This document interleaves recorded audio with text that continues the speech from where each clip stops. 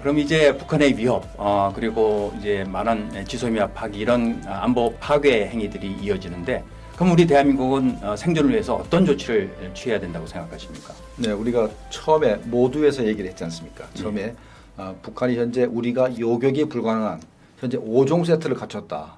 요격이 불가능하다는 얘기는 우리 국민이 그냥 현재 북한의 자비에 의해서 이제 생존하고 있는 거죠. 선의에 의해서. 선의에 의해서 예, 우리가 생존하고 있는 예, 것인데 예. 그렇게 우리가 계속 살아갈 수는 없지 않습니까? 아마 이런 상황이 계속되면 주한미군도 스스로 위험 때문에 철수한다 소리가 나올 겁니다. 이런 그런 군사적인 불균형을 막기 위해서는 우리도 핵을 보유해야 된다. 왜? 방어가 불가능이면 우리도 공격 능력을 갖춰서 군사적인 균형을 갖추는 게 우리의 기본 원리 아니겠습니까? 그렇습니다. 그래서 우리도 핵을 보유해야 되는데 핵 보유 방안은 세 가지입니다. 첫 번째가 우리가 이제 91년도에 한반도 비핵화 공동선언이 있기 전에 우리 한국 땅에 주한미군이 전술 핵탄두를 많이 가지고 있었죠. 그게 이제 한반도 비핵화 공동선언이 있으면서 이제 나가게 됩니다. 그래서 우리가 이제 북한의 핵 사용을 억제하려고 그러면 전술핵을 재배치하는 것이 이제 첫 번째 방법입니다. 근데 만약에 미군이 한반도에다가 전술핵을 바로 갖다 놓기가 힘들다면은 한국과 미국, 일본이 괌까지 전진 배치되어 있는 미국의 전술핵을 공유할 수 있는 핵 공유 협정을 맺으면 됩니다. 이 부분에 있어서는 지난 7월 달에 미국 국방대학의 영관급 장교들이 그 보고서를 쓴 게 있습니다. 예, 핵 공유 보고서를 이제 썼죠. 썼습니다. 그 보고서에 의하면은 일단 한국과 일본, 미국의 F-35 전투기가 그다가 핵을 장착할 수 있는 소프트웨어를 탑재를 시키고 탑재한 다음에 거기다가 이제 핵을 장착했다가 운용했다가 다시 해체하고 하는 훈련을 계속 하다가 만약에 한반도에 유사시가 이제 북한의 공격이라든가 아니면 중국의 공격이 임박하면 핵탄두를 그대로 한국의 주한미군 기지에 옮겨서 한국과 미국이 공동 사용하고 일본도 마찬가지입니다. 일본도 F-35에 장착을 해서 주인미군지 가져왔다가 일본과 미국이 공동 사용하는 이런 핵 공유 협정을 우리가 맺게 된다면 핵을 바로 한국에 갖다 놓을 수 없다 하더라도 일단 괌에 있는 핵탄두를 언제라도 우리가 공동 사용할 수 있기 때문에 북한의 핵을 억제할 수가 있는 겁니다. 그런데 만약에 미국이 우리가 전술핵을 한반도에 전진 배치해달라고 요구해도 말 안 들어주고 핵공유 협정도 만약에 미국이 안 들어준다면 그럼 우리는 갈 수 있는 길은 독자적 핵무장밖에 없습니다.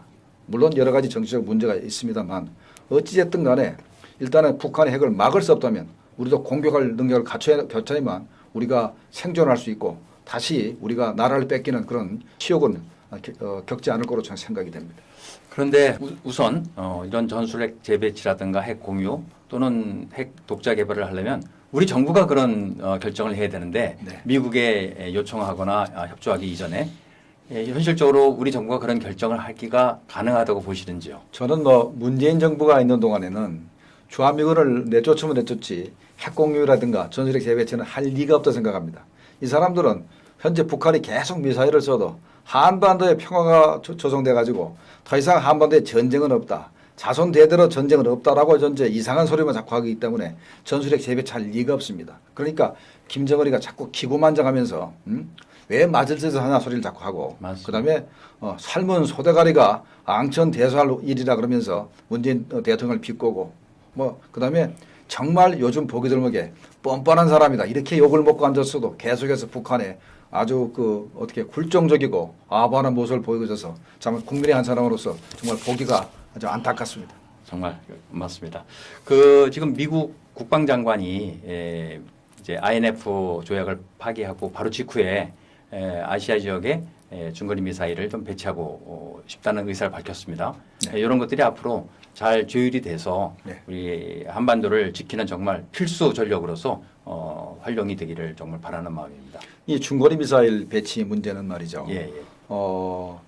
이 에스퍼 장관이 첫 마디를 호주 시드니에서 했는데 그 기자가 질문했습니다. 중거리 미사일을 배치할 것이냐 이렇게 얘기하니까 에스퍼 장관이 미군과 한국, 일본 등 동맹국을 방어하기 위해서 중거리 미사일 아시아 배치가 정말로 필요하다라고 얘기를 했습니다. 그런데 여기서 제일 먼저 미군을 얘기했습니다.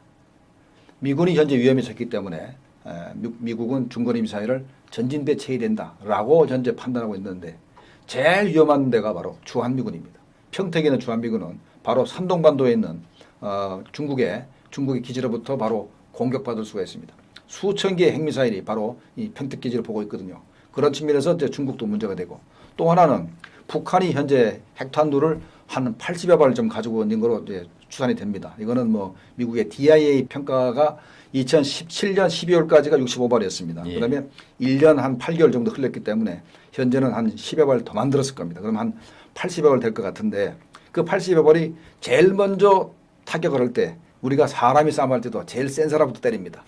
그러니까 한국보다는 미군이 세니까 주한미군부터 때릴 겁니다. 그러면 미군은 현재 북한군의 핵탄두의 제1차 타격 목표가 됩니다. 그렇기 때문에 미국 입장에서는 이런 그 북한의 타격을 막기 위해서는 좀 사거리가 긴 지대지 미사일이 필요한데 중거리 미사일이 바로 500km부터 5,500km인데 중국 타격하려면 한 뭐 1,500km, 2,000km면 되고 예. 북한 타격에도 한 800km는 돼야 됩니다. 우리도 800km짜리 미사일을 가지고 있듯이 예. 북한 내륙까지 타격하려면 800km짜리 미사일이 있어야 되는데 미국은 에이테킴스 300km짜리밖에 없습니다. 그렇다면은 미국 입장에서는 한국 정부에다가 북한을 타격하고 중국을 타격할 수 있는 미사일을 배치를 요구하는 것은 당연한 요구입니다. 당연한 요구 아닙니까? 그렇습니다. 북한 내륙까지 예. 때리려고 하면 800km짜리 필요하잖아요. 그게 중거리 미사일이거든요. 그 미사일을 배치하겠다는데 그걸 반대하면 그 나라의 군대를 주둔할 필요가 있겠습니까? 자, 우리는 문재인 정부는 찬동할 리가 없어요. 근데 우리 대주장이나 장군의 소리에서 계속 주장을 해야 됩니다.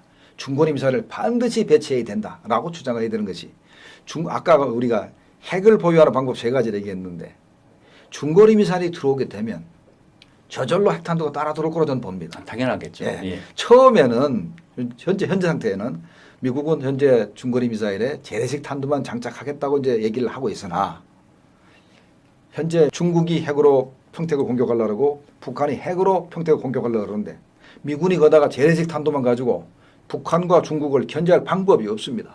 그럼 당연히 핵탄두가 따라 들어오게 되면 우리 정부는 물론 문재인 정부가 아닌 정부입니다. 우리 정부는 좋다. 우리가 당신들 중거리 미사일 들어오는 거 허용해 줄 테니까 그 핵탄두 따라 들어오는 거 우리 핵 공유하자. 우리 같이 쓰자. 나토 식으로. 라고 하면은 아마도 미국이 중거리 미사일을 배치해야 되기 때문에 그땐 들어줄 겁니다. 그러면 우리는 일석이조가 되죠. 네, 핵 공유도 하고 미국의 이 미사일들이 북한의 핵탄두도 견제해 주니까 우리는 일석이조가 됩니다. 반드시 우리는 미국의 중거리 미사일을 한반도에 배치해야 된다고 생각합니다. 다음 대통령 선거에서 정말 올바른 대통령 후보가 네. 바로 밸런스 오브 뉴클리어 파워, 핵 전력의 균형을 선언하고 미국의 중거리 미사일을 한반도에 배치시키는 그런 노력이 반드시 필요하다고 봅니다. 네. 다음 질문은 이제 미북 비핵화 협상인데요. 네. 이것에 대해서 한번 전망을 해주시죠. 자, 미국과 그 북한 간의 비핵화 협상이 시작된 게 문재인 대통령이 북한의 비핵화 진정성이 있다 해서 시작된 겁니다. 그렇습니다. 그런데 트럼프 대통령이 북한과 김정은이하고 몇 번 만나서 이렇게 대화를 해보니까 비핵화 생각이 별로 없거든요, 북한이. 그럼에도 불구하고 트럼프 대통령은 현재 이 비핵화 회담 자체를 깨고 싶은 마음이 없어요. 내년 11월 달에 그렇죠. 재선을 위해서 어떻게 해서라도 회담을 이끌어 가지고 이게 북한이 더 이상 핵실험도 안 하고 ICBM을 쏘지 않아서 미국 국민들이 더 안전해졌다라는 선전을 계속해서 대선에 이겨야 되기 때문에 어떻게 해서라도 북한을 끌고 가려고 하는데 최근에 북한의 언술이 심상치 않습니다. 가장 최근에 두 가지 사례를 들면은 북한이 외무성 대변인 성명이 있었죠.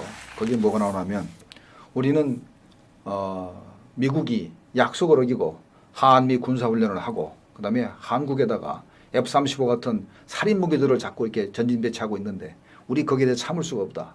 그래서 이렇게 군사적 위협 속에서는 우리가 대화를 더 이상 할 흥미가 전혀 없다. 이렇게 얘기를 하고 있습니다. 그러면서 또 미국의 중거리 미사일 발사에 대해서도 얘기를 하고 있습니다. 아마도 미국이 이 사거리 500km짜리 이번에 쐈는데 500km짜리 완성이 되면 제일 먼저 평택에 올 가능성이 있으니까 북한이 여기도 신경을 좀 쓰고 있는데 바로 여기서 그렇다면 우리는 당신들하고 대화를 안 하겠다는 게 외무성 대변인 담화에 나온 겁니다. 바로 그 다음날 또 리용호 외무상이 또 담화를 발표했습니다. 외무상이 담화 발표할 일은 별로 없습니다. 거의 없습니다. 근데 이번에 외무상이 얘기를 했는데 뭐냐면 폼페오 장관만 끼어들면 미국과 북한 간의 대화가 잘 돼가다 깨진다. 대화의 해방권이다. 그래서 폼페오는 독초와 같은 사람이다. 자기 카운터파트입니다. 대화를 카운터파트한테 그러네요. 독초와 같다. 해방권이다. 이러면 앞으로 안 만나겠다는 얘기입니다. 이게 바로 리용호가 담화를 통해서 얘기를 한 거고 그러면서 이렇게 또 말을 있습니다. 미국이 대북 제재 따위로 우리와 맞서려고 한다면 그거는 큰 오산이다. 우리는 대화와 대결에 다 준비되어 있다. 이렇게 세게 나갑니다. 이거를 미국이 북한에 대해서 제시하고 있는 어떤 회담의 문턱, 그러니까 제재를 해제를 안 하려고 하니까 제재를 해제시키겠다는 건 전략이 될 수도 있으나 중국의 지원 때문에 나름대로 현재 제재를 견딜 만한 힘이 생겼다고 저는 봅니다. 그래서 아마 장기적으로 가서 대화를 결렬시키고 완전히 파탄시키지 않습니다만 대화를 결렬시키면서 굉장히 길게 가려고 하는 거 아닌가라는 저는 생각이 듭니다. 좀 전에 이제 중국의 지원 말씀하셨는데 그 부분 좀 자세히 한번 설명해 주시죠. 어떤 중국의 지원이 있었길래 북한이 이 국제적인 제재에도 불구하고 계속 미사일을 쏘고 체제를 유지할 수 있는지 말씀입니다. 자, 일단은 크게 이제 큰 틀에서 두 가지입니다. 먼저 첫 번째부터 말씀드리면 중국이 지난번에 시진핑 주석이 6월 20일 날 북한에 왔었습니다. 북한에 와서 김정은과 이제 회담을 했습니다. 그 회담에서 몇 가지 약속을 했는데 첫 번째 식량 100만 톤을 주겠다. 쌀 80만 톤, 그다음에 옥수수 20만 톤을 주겠다는 약속을 했습니다. 북한이 뭐 통상 식량 생산량이 한 500만 톤 조금 넘습니다. 520만 톤 되는데 만약에 100만 톤을 지원하면은 부족한 양이 한 20, 30만 톤 정도밖에 안 됩니다. 견딜만 하죠. 그러면 외부에 뭐 다른 도움은 필요 없는 겁니다. 먹는 문제에서는. 그다음에 돈 문제인데 현재 중국이 북한에 돈을 직접 줄 수는 없죠. 예. 그럼 뭐로 주느냐? 관광객을 보내는데 통상 북한과 중국 사이에 그 관광객이 중국인들이 보통 평양에 이렇게 들어오는 숫자를 보면은 10만에서 20만이었습니다. 통상 10만에서 20만인데 작년도에 120만 명이 됐고 120만으로 늘어났습니다. 깜짝 놀랐습니다. 저는 그 데이터를 보고 처음에 동그라미 하나 잘못 친 줄 알았어요. 아, 그렇군요. 네, 120만이 됐고 예. 그런데 앞으로 올해 약속을 했는데 6월 20일 약속을 했지 않습니까? 내년도에 500만 명으로 늘리겠답니다. 500만 명. 500만 명이 북한에 가서 그 대집단 체조 같은 거 보면은 집단 체조 굉장히 비쌉니다. 예. 제일 비싼 자리는 800유로. 오. 제일 싼 게 100유로쯤 돼요. 그러면 중간에 한 300유로 된다면은 그거 하나 버는데도 중국 사람들한테 300유로 뺏는 겁니다.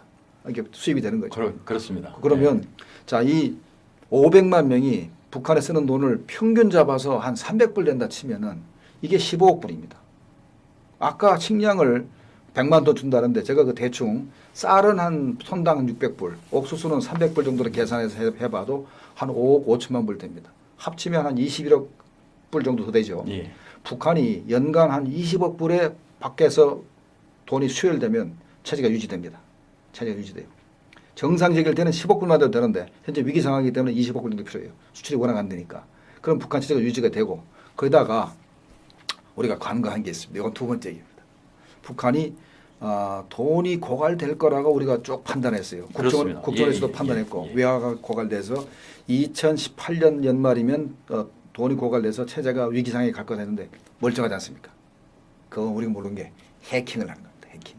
우리 암호화폐라든가 이 블록체인 그 거래소를 해킹을 해서 2015년 12월부터 금년도 6월까지 3년 반에 걸쳐서 20억 불 정도의 그 외화를 해킹해서 수입을 올렸다라고 이제 유엔에서 이제 발표를 했습니다. 요거는 북한이 이렇게 못된 짓을 하는 게 유엔에 적발된 게 20억 불입니다. 그렇겠습니다. 예. 적발 안 된 게 있죠. 그래서 통상 보면 우리가 이 전문가들이 북한의 해킹 능력을 보고 하는 수법을 보니까 연간 한 10억 불 정도의 수입이 있었을 거로 추정을 하는데 그렇다면 블록체인이 굉장히 세상에 막 퍼진 건 시간이 얼마 안 됐지 않습니까? 예. 그래서 10억 불 정도의 추가 수입이 있었기 때문에 우리가 판단 미스를 했다. 북한이 아직도 연간 수입이 10억 불 정도 더 있다 그러면 조금 체제가 더 지속되는 시간이 더 길어질 거다 하는 판단. 거기다가 또 중국이 그렇게 지원을 해서 한 20억 불 정도의 돈을 또 추가로 주고 또 하나 빼먹었습니다. 원유를 하나 빼먹었는데 북한이 중국으로부터 원유를 받는 것은 중국의 경제개발 5개년 계획에 들어가 있습니다. 그 돈이 거기 들어가 있거든요. 들어가서 50만 톤씩 줍니다. 어떤 해는 한 50만 2, 3만 톤 되고 그 다음에는 48만 톤 되고 이렇게 왔다 갔다 하는데 왜 그러냐면 국제 원유값이 자꾸 변하기 때문에 중국이 예산 확보 안 돼서 따라서 조금씩 이렇게 하지만 통상 보면 한 50만 톤씩을 공짜로 그냥 줍니다. 그런데 유엔 제재가 심해지고 하면서 또 그다음에 김정은이가 작년 3월 달에 첫 번째 북중 정상회담을 했어요. 그 이후로 원유 공급량이 2배로 늘지 않았나라는 보도가 여러 번 있었습니다. 물론 깊이 있게 우리가 알 수는 없으나 그 보도가 사실이라면 원유 문제에서도 북한이 통상 보면 원유 50만 톤에 정제유 50만 톤 하면 100만 톤이면 뭐 전투기도 날리고 동계훈련도 하고 그다음에 이제 뭐 어선이 이제 쓰기도 하고 자동차도 굴리고 다 돌아갑니다. 그러면 자 원유 공급하지 먹을 거 충분하지 관광객 500만이나 들어오지. 그럼 북한 체제 유지되는 거예요. 그러면 북한이 미국이 제재해봤자 소용없는 겁니다. 그래서 현재 북한과 중국, 러시아가 이렇게 하면서 미국을 괴롭히고 있는 겁니다. 그렇군요. 자, 그런데 이제 북한이 사거리 한 500~600km 장거리 미사일을 계속 올해만 해도 벌써 9회에 걸쳐 가지고 그렇죠. 이렇게 많이 쐈는데 통상 그 미사일 한 발 쏠 때마다 돈이 많이 들어갈 텐데 어느 정도로 추산을 하십니까? 그 미사일 가격이 이제 천차만별입니다. 그게 우리가 확실한 데이터를 가지고 있는 것은 80년대에 북한이 중동에다가 팔아먹은 스커드 미사일 값이 얼마냐 그 데이터를 가지고 있고 그다음에 이제 북한이 3,000km 사거리짜리 BM-25라 해서 무수단 미사일입니다. 그걸 이란에 팔아먹은 거 이란에 한 20발 정도 팔아먹었어요. 그때 그 값을 이제 데이터를 좀 가지고 있고 그다음에 이제 요거는 2000년대 초입니다. 2004년으로는 그때 이제 팔아먹었고 그다음에 이제 90년대 초중반에 파키스탄에다가 노동 미사일을 이제 10발을 이제 팔아먹었습니다. 그때 이제 1억 5천만 불 주고 팔아먹었거든요. 그래서 이제 제작 기술까지 갔기 때문에 노동 미사일은 대개 한 1,000만 불 정도 되지 않나. 90년대 가격으로. 예. 지금은 많이 올랐습니다. 지금은 이제. 예. 그래서 통상 보면 요번에 미사일들은 미사일의 사거리가 길지 않기 때문에 다만 기술적으로 완성도가 높고 이스칸데르급은 값을 많이 받아야 되겠죠. 그래서 통상 보면은 이스칸데르급은 한 값을 많이 친다면은 재판들이니까 한 1,000만 불 될 거고 그다음에 이제 방사포 정도야. 그건 뭐 돈을 많이 못 받을 겁니다. 그건 한 50만 불이나 100만 불밖에 못 받을 겁니다. 그러면 우리가 평균 잡아서 북한이 쏘았던 18발을 한 500만 불 정도 계산한다 하더라도 이게 9천만 불입니다. 대개 한 1억 불 가까이 되니까 북한이 최근에 몇 달 사이에 벌써 현금 1억 불 정도 쓸 만큼 돈을 썼다. 그러니까 북한이 현재 경제적으로 어렵다고 하는 것이 말이 안 되고 또 식량이 부족하다는 소리도 거짓말입니다. 1억 불이면은 식량을 통상 한 1억 불이면 한 35만 톤, 한 40만 톤 정도 사겠네요. 북한 경제에 상당히 도움되는 정도로 그 정도의 양인데 그렇게 막 쏴대는 걸 봐서는 아직도 아마도 계속 쏠 겁니다. 왜냐하면 아직까지 초대형 방사포가 완성 안 됐기 때문에 몇 번 더 쏠 가능성이 있습니다. 그렇기 때문에 북한이 현재 돈이 궁하지 않은 것 같다. 그러니까 대북 식량 지원을 주장하는 현 정부의 생각은 잘못됐다는 생각이고 또 하나는 식량을 주는 것은 아쉬운 사람이 아쉽다고 얘기해 주는 겁니다. 식량이 부족하니까 달라. 그러면 우리가 장관급 회담을 좀 하자. 옛날에 노무현 정부 때, 김대중 정부 때 식량 얻어 먹으려면 온갖 조금 비굴한 표정을 저어가면서 장관급 회담을 했어요. 그렇죠. 베이징에서도 하고 뭐 여러 군데서 서울까지 내려와서 회담하고 그랬어요. 근데 저도 이제 그 북한 애들 만나 보면은 회담 대표부터 밑에 쫄병까지 전부 다 저한테 질문이 쌀 줄 거냐 이거만 물어봅니다. 참 치사하죠. 그러니까 그때는 굉장히 다급했는데 지금은 이제 그렇게 다급하지 않다는 그렇죠. 증거군요. 그래서 아직까지 우리가 생각지 못하는 건 수입이 있어서 돈도 여유가 있고 식량도 중국이 100만 톤 준다고 하니 아쉬울 게 없지 않느냐. 그래서 요즘 김정은이가 그 뚱뚱한 배를 내세우고 너털 웃음을 있으면서 큰 소리 치는 거 아닌가 그런 생각이 듭니다. 잘 알겠고요. 교수님 시작할 때 말씀드렸습니다마는 8월 29일이 국치일입니다. 일본에게 나라를 빼앗긴 이 땅에 다시는 그런 수치스러운 역사가 있어서는 안 되겠죠. 그런데 저희가 일본한테 나라를 빼앗겼기 때문에 일본이 패망과 동시에 우리가 다시 나라를 주권을 되찾았죠. 근데 만일에 말입니다. 앞으로의 이런 위기 상황이 점점 극대화돼서 북한으로부터 우리가 대남 전략, 적화 통일 전략에 의해서 우리가 통일이 된다면 그때는 나라를 다시 찾을 방법이 있겠습니까? 방법이 없죠. 예. 다 아마 김씨 나라가 되고 그래서 우리가 김정은이를 갖다가 뭐 어버이 수령으로 부르면서 살아야 될지 모릅니다. 그러니까 현재 이것이 그냥 단순한 가정이 아닙니다. 현재 문재인 정부가 우리 그 GP 철수를 하고 근데 전방에 있는 탱크 저지선 같은 것들 전부 다 이제 파괴를 하고 탱크 장애 대전차 장애물을 이제 파괴를 하고 있지 않습니까? 그럼 해안 철조망도 많이 걷어 없애고 그러고 있죠. 이것이 무슨 뭐 관광 사업에 도움이 될지 몰라요. 그러나 국가 안보에는 치명적입니다. 우리가 사실 뭐 대전차 장애물이 그게 뭐 필요가 있느냐 소리 하는 사람도 있는데 거기서 그래도 최소한 한 30분 정도는 우리가 시간을 벌 수도 있는 겁니다. 물론 뭐 그걸 더 시간을 짧게 잡는 사람도 있습니다. 어쨌든 간에 우리가 한 30분만 시간을 벌면 얼마든지 우리가 반격할 수 있는 기회를 잡을 수가 있는데 그게 자꾸 제거되고 있고 그다음에 또 하나는 북한이 벌써 김정은이가 2012년도 8월 달에 핵무기를 사용해서 일주일 만에 부산까지 점령하는 작전 계획을 짜라 그래서 작전 계획이 완성됐고 거기에 따라서 북한이 2015년도를 통일 원년으로 만들겠다는 작전 계획을 다 짜놨던 겁니다. 우리 그때 경험했지 않습니까? 예. 통일 원년 기억하시죠? 예, 현직이 했잖아요. 예. 그게 전부 다 핵무기를 사용해서 일주일 내에 한반도를 통일하겠다는 작전 계획을 짰는데 이게 만약에 문재인 정부가 저렇게 무방비 상태에 있다가 그냥 당해가지고 우리가 현재 정말로 세계에서 가장 자랑스러운 나라 민주화와 경제 발전을 다 이룬 이 아름다운 나라를 갖다가 북한 김정은 수중에 넘겨줄 수도 있기 때문에 우리가 정말로 경각심을 가져야 되는데 문재인 정부가 경각심이 없기 때문에 우리 국민들이라도 경각심을 가지고 이 정부에 대해서 계속해서 경고하고 또 우리가 광화문에 나가서 목소리를 크게 낼 필요가 있다고 생각이 듭니다. 그렇습니다. 우리 많은 국민들이 이 현 상황을 우려하는 것은 1973년 파리 평화협정이 맺어졌습니다마는 미군이 월남에서 철수하고 불과 2년 후에 1975년에 베트남이 공산화된 기억을 똑똑히 하고 있기 때문입니다. 바로 그러한 상황이 지금 대한민국 땅에서 진전되고 있고 더욱더 가속화되고 있는 것에 굉장한 경각심을 갖고 있습니다.